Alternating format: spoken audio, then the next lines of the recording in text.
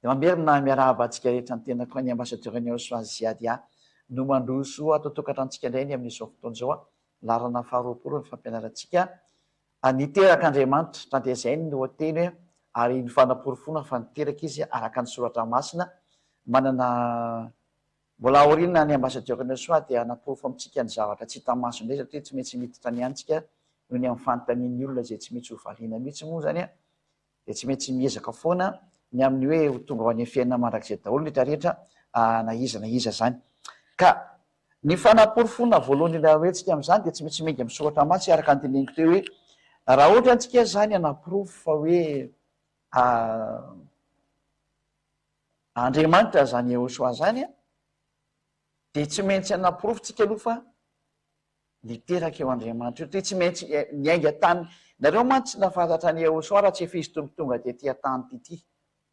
Lozika zany fa tsy maintsy ampahafantarinareo ny antony natongavany tety hoe tena nisy teny laza tsy maintsy natongavany tety zany ve ary tsy maintsy misy teny milaza ny fomba nandehanana akety koa ve sy ny mikasikasika ny amin'izay dia tena ho hitantsika zany zay fa misy tokoa ary zay le naporofona amintsika aloha mbola miainga eo amin'ny tenin'ny mpaminany sy ny salamo any foana no resantsika zay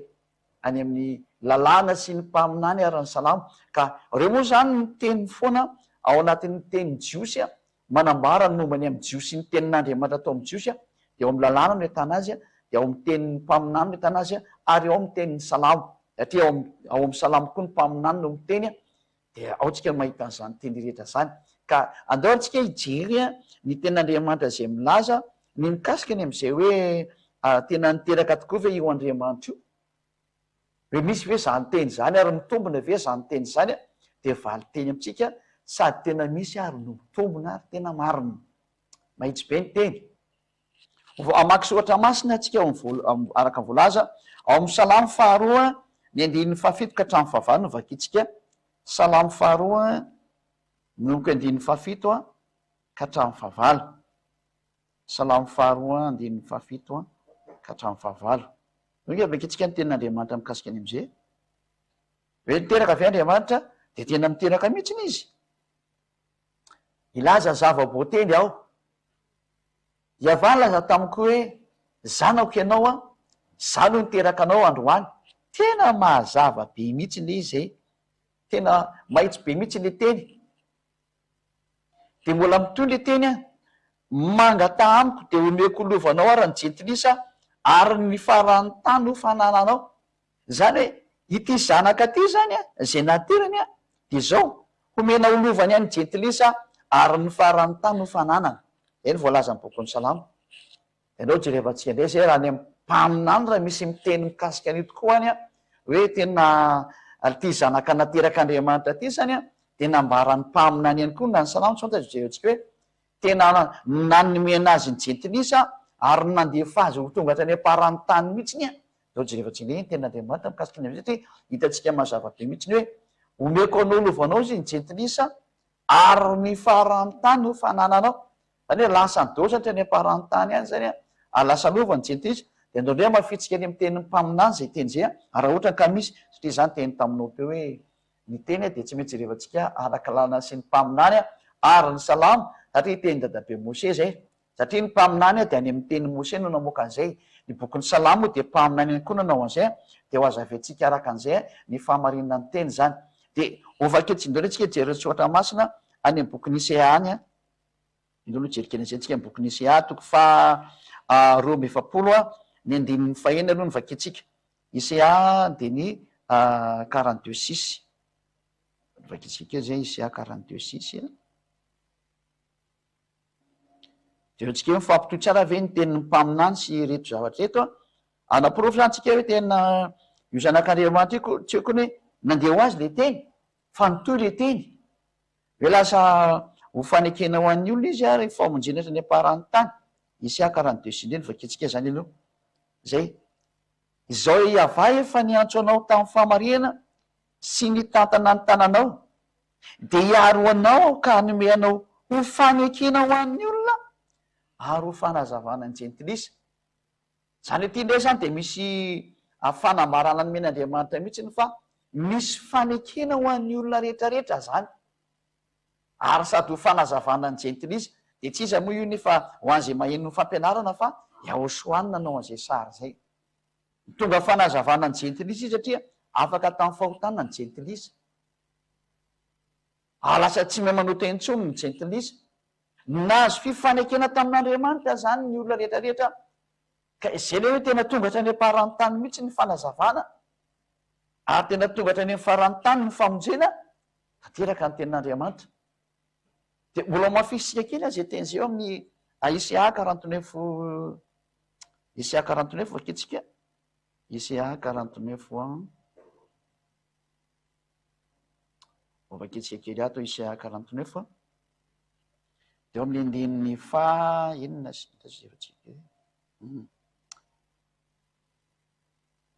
andininy fahenina andininy fahenina eno izy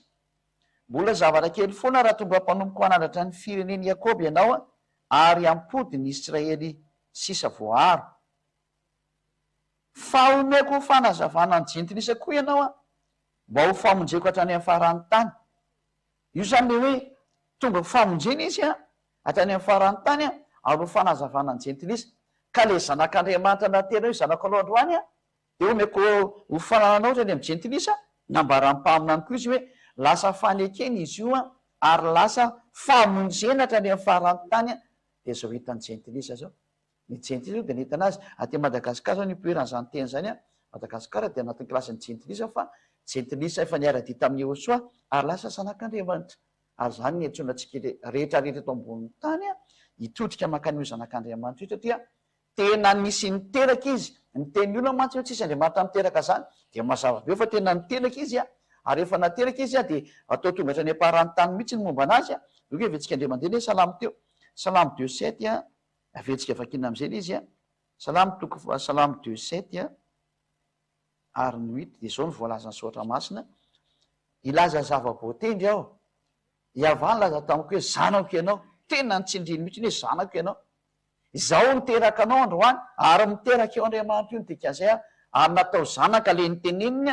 de izy hoe manga tamiko de omeko olovanao ny jentilisa ary ny faran'ny tany no fanananao zay de lasa hatrany de famonjena ho an'ny jentilisa araka ny tenin'ny mpaminany ary ho famonjena hatrany amin'ny faran'ny tany ary lasa fanekena ho an'ny olona rehetrarehetra izy zay zany le zanaka voalaza ty hoe izy ny lasa ho mpamonjeny zao tontolo zao zay lasa lovany daholo zao tontolo zao zany anazy zao tontolo zao ny dikazy zany tsy ny momba azy rehetrarehetra da tsika am'izany fa tena mitombona be ny tenin'Andriamanitra hoe ray zay aloha ary namafisy ny mpaminany le teny io fanekena ho an'ny jentilisa fanekena ho an'ny olona rehetra famonjena hatrany am-paran'ny tany fanazavana ho an'ny jentilisa ho hitantsika n'le sary boky Isaia 49:7 6 teo 49:6 sy ny Isaia 42:6 any koa niarany mindro mafy azy zany mihitsy ka hitantsika am'izay zany hoe tena miteraka eo Andriamanitra io valiteny zany menan'le olona zay milaza fa tsisy Andriamanitra miteraka de tena miteraka mihitsy izy ary tena namafisy ny mpaminany mihitsy ary hoe fanekena ho an'ny olona izy fanazavana ny jentilisa izy ary famonjena hatrany amin'ny faran'ny tany tena tanteraka ny famonjena ho an'ny olona tanao am'izany fa diso be le mihevitra hoe tsisy Andriamanitra miteraka zany fa tena misy izy ary namafisy ny bokon'ny salamo sy ny mpaminany do ndraytsika ary jery ny teny anakaiky indray hoe tena misy mihitsy ny hoe Andriamanitra miteraka zany araka ny bokon'ny salamo 4:20 salamo 82:6 do ndray avaketsika ty salamo de ny 82 de ny andininy fahenina hoy izao Andriamanitra ianareo lao atao ngezangeza mihitsy iny hoy izao Andriamanitra ianareo ary zanaky ny avo indrindra ianareo rehetrarehetra tena miteraka zany Andriamanitra ary rehefa miteraka izy de nylazay ny faandriamanitra Andriamanitra mihitsy no niteneny anazy noge vakitsika amin'ny teny frantsay ndray moa zany ambarany amin'ny teny frantsay de mba zavatra tokony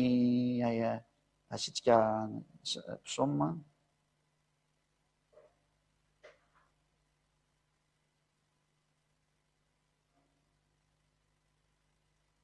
somary vetsika kely mijery ato kely mba somary j'avais dit vous êtes tous des dieux, vous êtes tous des fils du Très-Haut. Tena miteraka mihitsy ny Andriamanitra tika zany, ary Andriamanitra zany tena miteraka araka ny bokin'ny psaume iny zay, vous êtes tous des dieux, Andriamanitra ianao rehetrarehetra, vous êtes tous des fils du Très-Haut, zany hoe zanaky ny avo indrindra mihitsy ny rehetrarehetra. Ka mazava be zany am'izay teny zay fa tena Andriamanitra de miteraka ary tsy misy afaka mamaly an'izay ty mazava hoe soratra masina io. Ka raha ohatra ka soratra masina miteny am'izay hoe zanak'Andriamanitra narehetra, lay zanak'Andriamanitra avy any amin'ny lanitra lanitra zany tena zanak'Andriamanitra automatika mihitsy izy. Mazava be zany, tsisy afaka mamaly an'izany na kely hoe tsy mety zany teninao satria ka io soratra masina ka. Da ohatsika jery teny maro samihafa mikasikasika any am'izay ndray ahoana ny tokony anamafisana antsika ny mikasika any am'izay de izao ny voalazany ten'Andriamanitra hoe raha ny voalaza mantsy ny ao amin'ny Salamo 82:6 io de manapofy mihitsy ny Andriamanitra ny zay nateraka Andriamanitra zany, hoe raha niteraka zany Andriamanitra dia mazava ho azy Andriamanitra ny zanany. Ka raha ohatra zany ka niteraka Andriamanitra tokoa hoe zany niteraka anao androany de tsy maintsy Andriamanitra ny zanany iny. Ohatra hoe raha miteraka ny omby de tsy maintsy omby ny zanany, raha miteraka ny olona de olona ny zanany, raha miteraka kosa ny Andriamanitra de tokony inona ny zanany aminao, de tsy maintsy olona ny zanany, Andriamanitra ny zany ama-Andriamanitra anazy de Andriamanitra ny zanany. Ka tokony tonga saina tsara mihitsy nareo am'izany teny mahafinaritra sy tena ina moa zany tena sady soa indrindra no mahafinaritra indrindra. Ka noko itsika mbola misy teny-Andriamanitra hojerevantsika tsara ato amin'ny avetsiny aminay le Salamo 2:7 eo misy teny tsindrina kely ao amin'ny Salamo 2:7 aloha avetsika vakina kely ho fanamafisana. Salamo 2:7 avetsika mandeha vakina inga ty misy zavatra tiako hanamarena antsika kely. Salamo 2 de 6 sy ny 7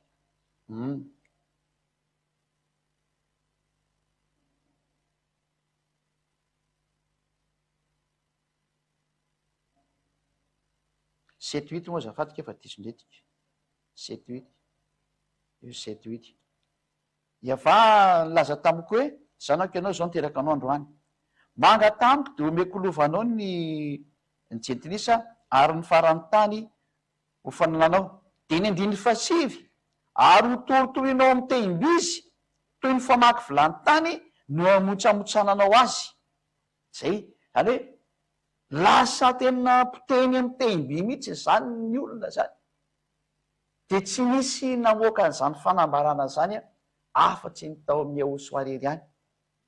Izy ireny natateraka n'izany teny zany satria izy namoaka fanambarana mihitsy ny Ahosoa ary izy nampiahatra an'izay mihitsy ny hoe anoritoro ny olona amin'ny tehim-by mihitsy izy. Donc izy jevatsika teny Ahosoa zay karotsika kely zay vetivety kely izy moa zany misy an'izay teny zay araka ny epoky Apokalipsy toko faharoa, Apokalipsy toko faharoa andininy fahaenina amby roapolo sy ny fito amby roapolo. Ohatra ny ohatran'ny hoe toko sy andininy daholo no menao kosa ka marinako. Aiza moa tsy ny teo avy ny teny hoe zay tenin'ny mpaminany no henony ka ny tenin'ny mpaminany hitantsika rika hatramin'ny lalàna sy ny mpaminany ary ny Salamo. Any no mandeha ny tenin'ny mpaminany de zay ny amakitsika an'izay. De vakitsika ny Apokalipsa 2:26 ateny 27 ary zay maharesy ka mitandrina ny asako hatramin'ny farany de meko fahefana amin'ny jentilisa andiny fito amby roapolo ary andry azy amin'ny tehim-bizy ka noritoro azy toy ny fanoritoro ny vilany tany de arak'izay fandraisiko tamin'ny raiko. Io zany le teny Ahosoa fa teny izy ny ianao an'io de ohatrany hoe ka Ahosoa nge no teny an'izany fa tsy le mpaminany tary ka izay mihitsy hoe falaza taminao fa Ahosoa de tena nateraka izy ary i Ahosoa io lay nitenen'ny mpaminany fa ho avy tokoa izy ary zay le zao resantsika zao hoe io fa nateraka izy aloha. Ka ianareo le miteny hoe tsy misy an'izany Ahosoa nateraka zany de zay le izy io ka io izy io nateraka ny ten'Andriamanitra ny teny hoe zany niteraka anao androany de tena nateraka mihitsy izy. ka eo zany tsika dia mahita mihitsiny hoe nateraka io soa io ary izy ny hoe anoritory ny olona mitembia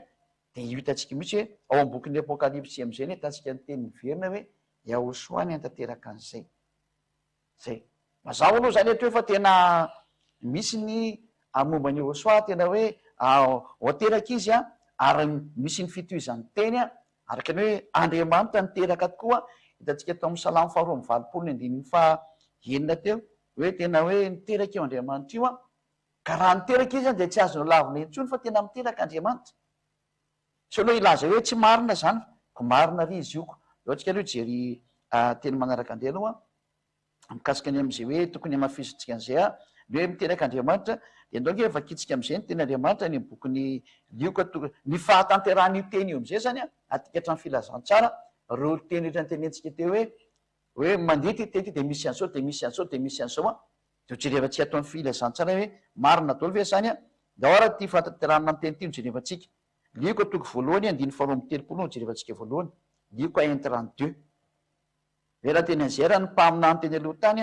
de ny existe ve zany histoire zany ta teorina lioka 1:32 lioka 1 manambara zany fa Andriamanitra Yahosoa de jerevantsika atako ny ato am'izay voalazan'ny vavolombelona toy zany ataontsika hoe vavolombelona tany amin'ny Jiosy fa sy taty Madagasikara fa ny vavolombelona tany Jiosy no manambara an'izao teny rehetra zao izy ho lehibe ka atao hoe zanaky ny avo indrindra varavara be mihitsy io tsy izy moa fa Yahosoa ary Andriamanitra ny miazy ny seza fiandrianany any Davida rainy ny seza fiandrianany Davida rainy zany hoe eto zany de ity satria Yahosoa miresany io efa kitsika manontolo izy sokafana manontolo zany arika hatramin'ny 30 ringa man'izay zay amin'ny lioka 1:30 zany lioka 1:30 aotsika minomboka miteny ary io la anjely taminy aza matahotra ary mary hafa efa nahita fity tamin'Andriamanitra ianao ary iny reo hitoejazy ianao ka hiteraka zazalary ny anarany de ataonao hoe Yahosoa 2:telopolo izy de ho lehibe mihitsiny ka atao hoe zanaky ny avo indrindra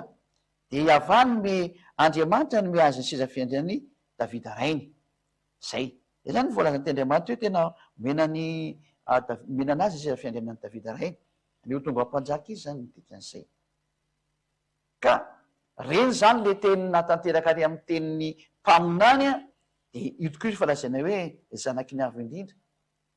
tena nateraka Andriamanitra izy midika an'izay reny le fiteniny fahatanterahanatika tamin'ny testamenta vaovao zany araka ny voalazany ny soratra masina mbola jery fanatantarana ny teny be deaibe moa tsika androany araka n'izay azomena dondray tsika jery teny Andriamanitra hafandray araka n'izay teny teo zay de afaka tsika lay am'bokyny Matio toko 7:17 ndray Matio 3:17 de afaka manaraka dolonareo alefako miadana tsara am'izay tsika tena afaka mijery tsara hoe tanteraka dolo marina ny teny teo hoe tena zanak'Andriamanitra mihitsiny izy Matio 3:17 de ndray ny teny anakaiky zay ntsika avy any amin'ny lanitry ny lanitra tany ambony tany mihitsiny zao ny ary vavolombelona maro ny raha nahitana azy taty ambony tany ary inzao nisy feo avy tany an-danitra nanao hoe ity no zanako malalako zay sitrako mazava be mihitsy io Matio 3:17 io avy any amin'ny lanitry lanitra mihitsy le feo ny teny hoe zanako malalako tia ary sitrako mihitsiny fanambarana hitany be sy ny maro zany rehefa natao batisa Yahosoa tamizy natao batisa mantsy izy io zay ny voalaza tamin'io fotoana io de ijery teny hafa ndraytsika mbola fanapolofona fa tena avy any amin'ny lanitry lanitra mihitsy le fanapolofona satria ny ato tsy mino le jiosy sasany de voatery mena fanapolofona avy any lanitry lanitra izy ndray tsika de jery toko sendiny hafa ndraytsika mikasika ny Matio 17:5 ndray mijerevantsika de afaka mijery dolo nareo Matio 17:5 de afaka mamadika baiboly moramora nareo hanapolofotsika an'izao famarinda zao Matio 17:5 rehefa niakatra teo tendrombohitra ndray zareo mpianatra miaraka tamin'ny Yahosoa dia nisy rano nanarona any Yahosoa ary nisy feo avy eo amin'le rano avy any amin'ny lanitry lanitra ny teny hoe ity ny zanako malako zay sitrako izy no enoy Matio 17:5 raha mbola ny teny izy de indro nisy rano mazava nanarona azy ireo Yahosoa sy ny mpianatra zany ary in'izao nisy feo avy tao amin'ny rano nanao hoe ity no zanako malalako zay sitrako izy no enoy tena nyresaka direkta tamin'ny mpianatra izy no afaka tsy mino an'izany fa zavatra misy zany ary ny témoignage de ny mpianatra mpianatry ny apôstôly zay nahitany zava-bitany Yehosoa zay mbola meko daholo ny faminaniana ny soratra masina milaza fa tsy azonao lavina mihitsy Yehosoa io fa alevako tsy kely io satria itsika ety mbola miteny an'le hoe zanako tena niteraka tokoa ve io Andriamanitra io de tena feo avy eny an-danitra mihitsy no miteny hoe zanako malalako sady sitrako io zay témoignage le tenin'ny mpaminany ireny hoe za niteraka anao androany ka raha ohatra anao ka milaza fa Yehosoa koa de nisan'ny mpaminany ary mpaminany izy ka izy mihitsy angeny ny voan'izao teny zao hoe zanako ianao e ka raha ny mpaminany israelianina risy ara mba enonao daholo Jeremia sy ny maro samihafa ry Hosea inona ny tsy inonao an'i Yehosoa fa teny Yehosoa nge io e satria Yehosoa dia mpaminany lehibe teo Israely ary ninony olona ny teniny afa-tsy ny tsy tiana azy satria ny mpaminany rehetra dia samy tsisy mpitira tao Israely raha javy ny tsoratra masina hoe novoninareo ny mpaminany tapitra ny vonoany zareo ny mpaminany ka eto ny tenin'Andriamanitra dia mazava sy mihitsy be mihitsy hoe lay mpaminany Yehosoa mihitsy no miteny fa nisy teny miteny tany fa tena zanak'Andriamanitra mihitsy hoe zanako malalako izay sitrako izy no enoy ka le Yehosoa zay mpaminany mihitsy no miteny fa zanak'Andriamanitra izy tsy azonao lavina zany dikan'izay fa raha mandray ianao fa tsy mpaminany izy de zay ndray resaka hafa fa ny tena marina mpaminany izy samy mahafantatra fa mpaminany Yehosoa satria nitondra ny tenin'Andriamanitra maromaro nampatsiaro ny tenin'Andriamanitra ihany koa izy no zany amin'ny mampaminany anazy ary fantatry ny olona fa mpaminany izy zay ka rehefa mametraka koa anao fa mpaminany izy de io ny teny lazainy hoe iteny zanako malalako izay sitrako izy no enoy avy any aminy zany fanambarana zany ary ny dadany mihitsy no teny tamin'io fotoana hoe zanako io ka ahoana moa ianao ny amaly hoe tsy zanany izy nefa anotainina mipetraka satria ny rehetrarehetra milaza fa mpaminany Yehosoa ka raha mpaminany izy de izy milaza fa misy ny teny taminy hoe zanako ianao daholo zany ianao am'izay isy ny tenaka izy zany dikan'izay ary le feo tsy eve tia tany fa avy any amin'ny lanitra ambony tany any amin'ny lanitra ny feo ny teny taminy hoe zanako ianao zany teraka anao mazava zany zany fanambarana zany fa tena tanteraka ny tenin'Andriamanitra satria Yehosoa dia mpaminany mazava angaman'izay dao ndray tsika aloha jery tenin'Andriamanitra fanamariana foana ny amin'ny filazana fa tena Yehosoa zany de tena zanaky ny avy indrindra de ho jerevantsika tsara koa ny tenin'Andriamanitra ny Luc 22:70 jerevantsika kely izy Luc 22:70 de afaka mijery dao tsika ny tokantrano any Luc 22:70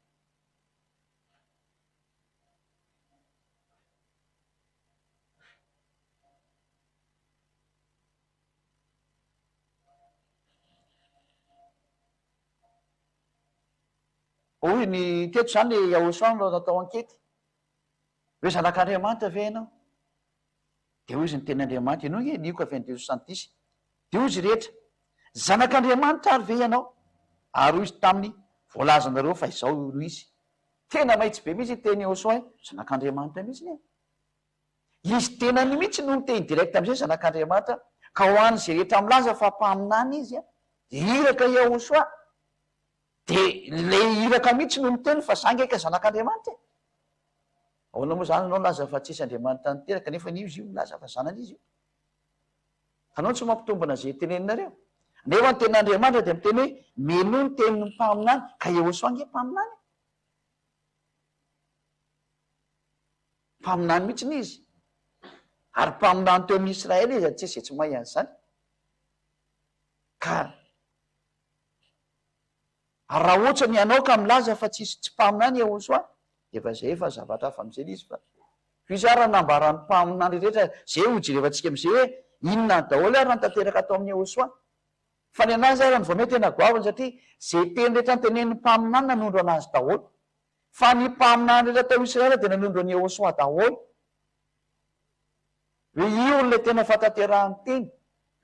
ary tonga tao aminy ny teny rehetra marina zany dao raha vaketsika mbola toizantsika ny teny fa izy mihitsy le zanak'Andriamanitra ary tena niteraka mihitsy io Andriamanitra io araka le teny hoe zanako ianao zany teraka anao androany de mafitsika anay zany fanambany rehetrrehetra zany atsika moa de manamarina ny teny foana nataontsika androany araka ny Jaona 9:35-38 Jaona 9:35-38 Jaona 9 Jaona 9:35-38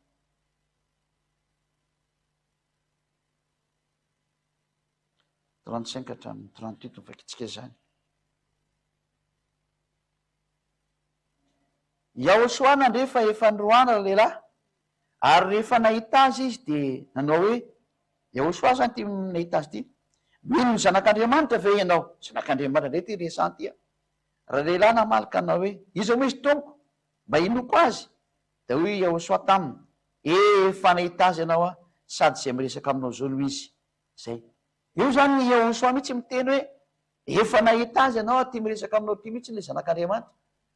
Le Yahosoa mihitsy zany efa niteny direct noho ny amin'le tenin'ny mpaminany rehetra hatramin'izay a, hoe izy tena zanak'Andriamanitra mihitsy izy ny zanaky ny avo indrindra. Mazava zany zay teny rehetra zay, tena mipetraka mihitsy zay zany fa tena izy ilay tena zanak'Andriamanitra voalaza. Ary izy raha moa mpaminany Israelianina, araka ny nambaran'ny Israelianina fa mpaminany Israelianina izy. Zay. Zay aloha zany ny fanaporofona araka ny tena zany hoe ny mpaminany dia nanaporofo dolidoly a ny fahatongavany ty zanak'Andriamanitra ty. Hoe io zany de ho ateraka, ary io jerevantsika indray hoe rehefa tonga tokoa hoe Yahosoa dia ny teny mihitsy nyve ny Jiosy fa tena mpaminany ndray izy. Zay zany no mamafitsika kely zay a, hoe tena laza ve ny Jiosy fa tena mpaminany Yahosoa io a, ary tena amin'le tenin'Andriamanitra hoe mpaminany tonga ao Israel. Mariko anefa ny aloha fa ny Jiosy dia tena tsy mety mino mpaminany satria ny mpaminany teraka loza ho azy zareo foana ary vonony daholo rehefa avy eo. Anisan'izany hoe Yahosoa hoe rehefa tsy tiany dia vonony. Zay natonga ny Yahosoa hoe ny mpaminany dia vononareo eto foana. Zay ny zava-misy tany Israela moa zay. Fa aloha jerevantsika ny zany aza hoe Yahosoa hoe dia tena klaseny Jiosy ho mpaminany a, dia onge tsika jeren'izay aloha satria ny olona no klaseny hoe mpaminany na tsy mpaminany. Fa rehefa fantany hoe ny atao hoe mpaminany moa dia mitondra teny. Ka rehefa mitondra teny a dia zay ny atao hoe mpaminany. Ka Yahosoa tena mitondra teny mihitsy. Teny fiaviany fiafarany zao tontolo zao, ny momba ny lozanjoany olona amin'ny tsy faran'ny tenin'Andriamanitra, nampafantatra ny olona ny loza teraka ny fahotana io, nampianatra hoe mba minoana azy fa zangy ny rano ray, nampafantatra be dia be ny olona izy, nampitombo an'ireny mofo teny amin'ny tendrombohitra reny. Mpaminany navita zatra goavana ohatran'ireny. Ny olona manasitrana namara sy ny karazan'ireny a, mpaminany manao andrehany asa reny any amin'ny Jiosy zany. Olona voahiraka manao an'ireny a, ary sika mpaminany daholo manao an'ireny asa mahagaga reny. Zay no tonga ny Yahosoa klasy eo mpaminany. Dia ndao tokoa jerevantsika loatra ka atao anatin'ny klasen'ny mpaminany tokoa Yahosoa, afaka mijery sotra masina avy hatrany tsika rehetrarehetra, araka ny Matthieu 21:11 vakitsika avy hatrany a, Matthieu 21:11 ingetsika maky an'izay avy hatrany a. Ny momba ny Yahosoa hoe tena mpaminany ve izy araka ny Jiosy a, dia mazava be fa ny Jiosy mihitsy nametraka anazy ho mpaminany a, fa tsy haiko ny zany no nametraka an'izany. Matthieu 21:11 moa izy teo, 21:11 vakitsika amin'ny anaran'ny Yahosoa. Ary ny vahoaka no nilaza hoe izao no Yahosoa mpaminany zay avy any Nazareta any Galilea. Ny vahoaka mihitsy ny Israelianina no miara-miteny fa Yahosoa dia mpaminany. Ka lozika be zany zay tenen'ny Yahosoa fa mitombina mihitsy satria ny mametraka anazy ho mpaminany dia tsy izy akory no masoratra hoe za mpaminany, fa ny olona no mahafantatra an'le asany hoe mitondra ny tenin'Andriamanitra, ka rehefa mitondra ny tenin'Andriamanitra dia hoe mpaminany. Dia zay ny définition hoe mitondra ny teniko izy dia noho ny teniny. Dia nisan'izany Yahosoa le nizy le mitondra teny a, tsy ho vao nanomboka efa ny faraparana anio hoe. Ary ny vahoaka nilaza hoe izao no Yahosoa mpaminany avy any Nazareta any Galilea. Ny vahoaka mihitsy miara-teny izany fa tsy izy namorona ny tenany hoe ao mba ho soro mpaminany. Satria zay mpitondra teny zay ny définition ny mpaminany teo Israelina. Misy izy mitondra tenin'Andriamanitra dia mpaminany daholo izy zay. Zay ny voalaza soatra masina loaka ventsika tsara mihitsy ny Deutéronomie 18:15 a, tsy metrapetraka antsika mihitsy ty fepetra ity. Afantarana hoe ahoana moa ny atao hoe mpaminany, dia zay mitondra tenin'Andriamanitra ny atao hoe mpaminany. Ka Yahosoa nanao an'izay. Deutéronomie 18:15. Zay natonga azy nampianatra ny olona teo tendrombohitra, nangolo ny olona dia nampianatra izy. Zay natao hoe mitondra teny, ary natao hoe mitondra teny avy amin'Andriamanitra natao hoe mpaminany. Dia zay no natonga an'le vahoaka teo ny teny hoe mpaminany lehibe mihitsy ny vahoaka ny arany teny an'izay. Deutéronomie 18:15. Mpaminany avy eo aminao dia avy amin'ny raha alanao tahaka no atsangany avy Andriamanitra ho anao, izy no henonao. Zay. satria maninona eo amin'ny 5 sy ny 5 ndray vaketsika zany.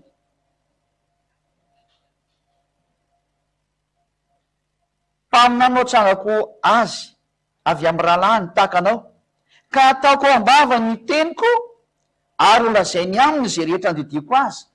de tonga tokoa Jehosoa rehefa tonga de nampiantso ny vahoaka de natorony Jehosoa daholo ny tenin'Andriamanitra, zay no mampaminany anazy.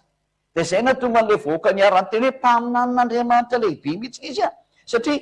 tao ambavany Jehosoa ny tenin'Andriamanitra ary olazainy aminy zay rehetra andidiko azy. De tsy maintsy miteny zany hoe mpaminany io, ohatra ny Jeremia, ohatra ny Isaia, ry Daniela sy ny maro samihafa de samy miteny ary tonga tao amin'ny Jehosoa io fanambarana io.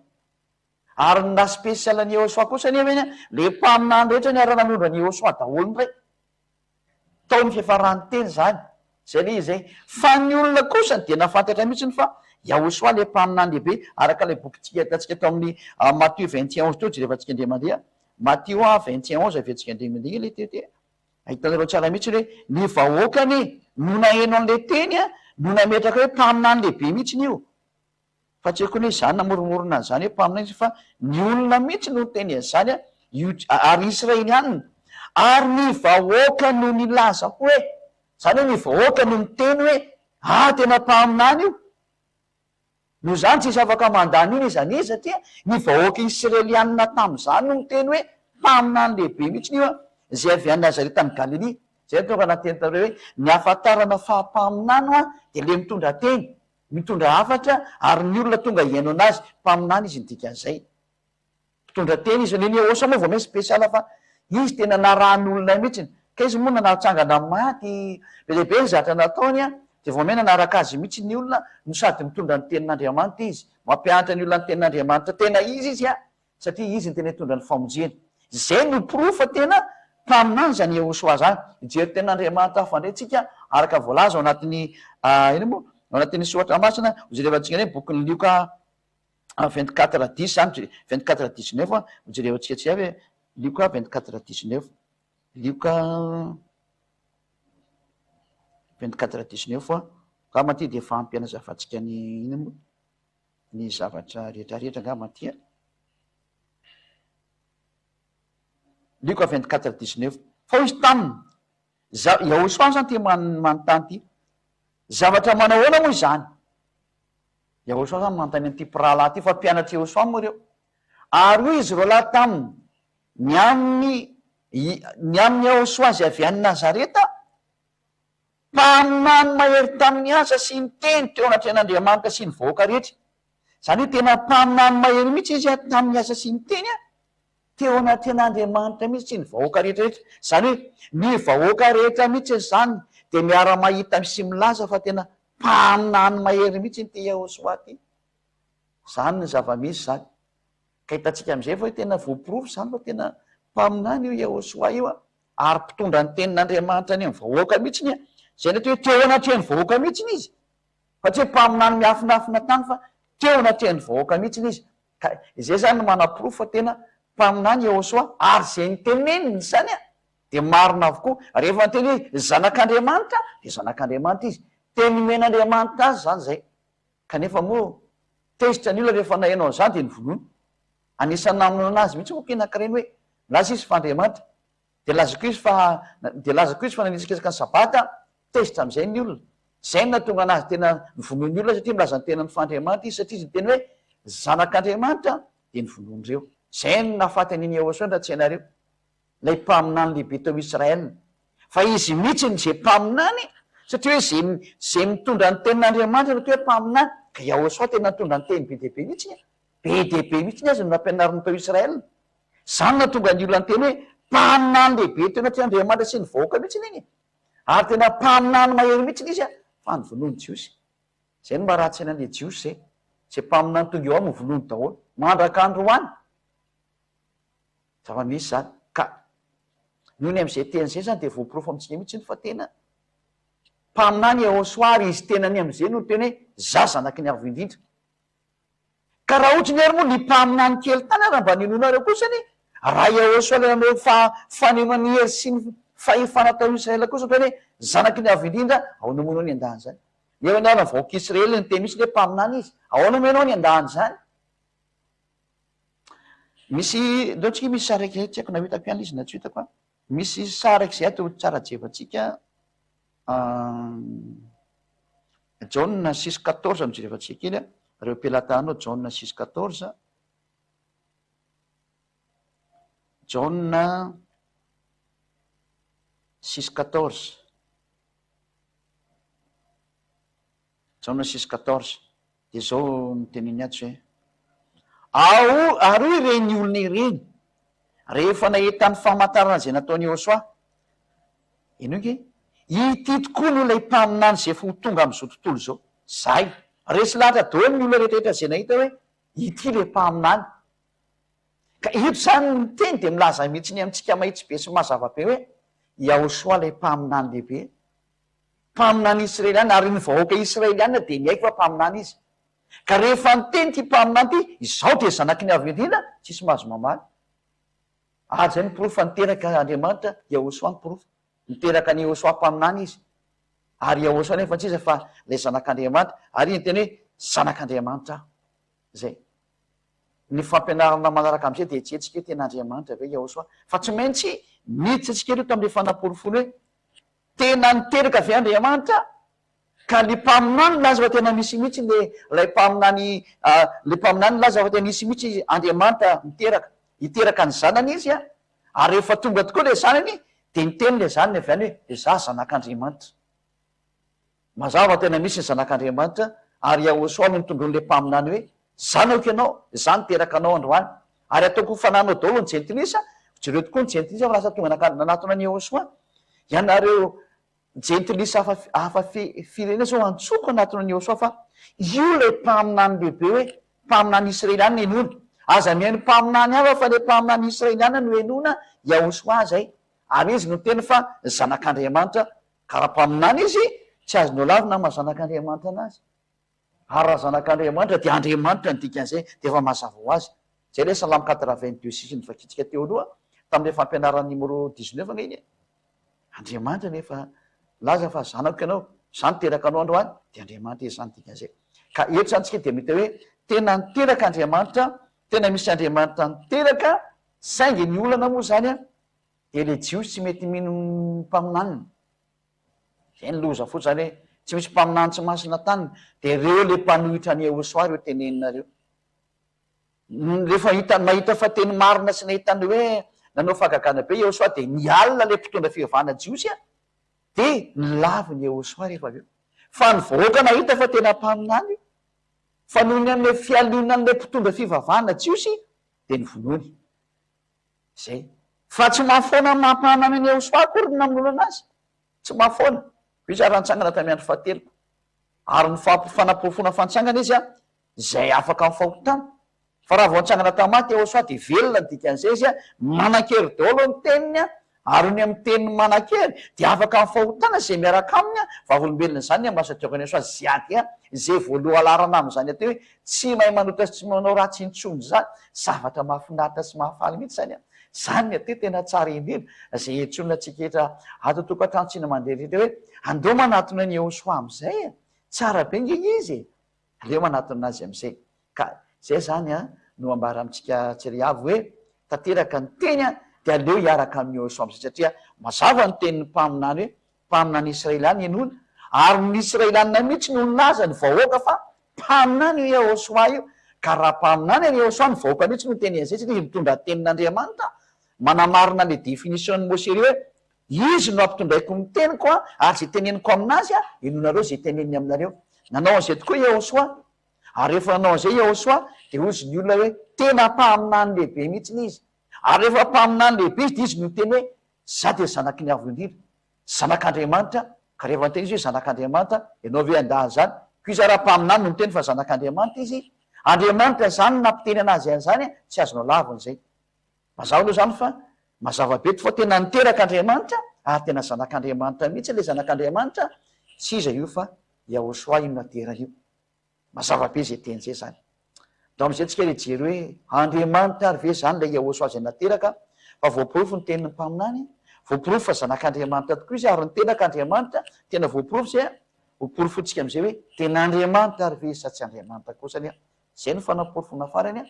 dia misaotra-betsaka antsika aloha ny aina fa ho arahantsika amin'ny fampianarana manaraka indray zay miraso antsika etra samy totsika anatina le marina iahosoala toy izay adiany marina